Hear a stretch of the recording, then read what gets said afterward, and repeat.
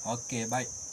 Susu kolesterol kambing Wangkol ni merupakan susu pertama di Malaysia, okey, yang mempunyai kandungan stem cell. Okey, yang berbeza daripada susu kolesterol di pasaran.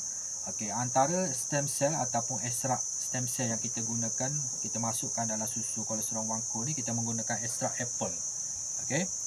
Ekstrak apple stem ni tumbuhan daripada jenis apple Swiss yang jarang ditemui, okey, iaitu Ottweiler sparklober.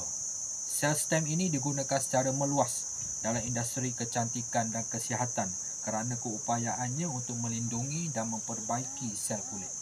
Okey, antara khasiat yang lain, dia membantu melambatkan proses penuaan, dia membantu meningkatkan regenerasi sel iaitu merangsang pertumbuhan sel baru. Ia juga mempunyai kandungan antioksidan yang tinggi. Dia membantu menggalakkan pengeluaran kolagen. Dia membantu melembabkan dan mencerahkan kulit. Ia membantu memperbaiki dan melindungi sel stem kulit.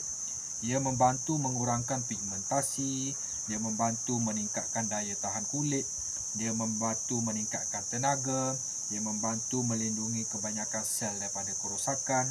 Dia membantu mengawal selera makan. Ia membantu meningkatkan mood, membantu menurunkan kolesterol jahat. Ia membantu juga menajamkan daya ingatan. Okey, dia membantu melawan pelbagai jenis penyakit. Okey. Ekstrak apple ni juga kaya dengan flavonoid, okey, yang membantu mengurangkan aktiviti pertumbuhan kanser.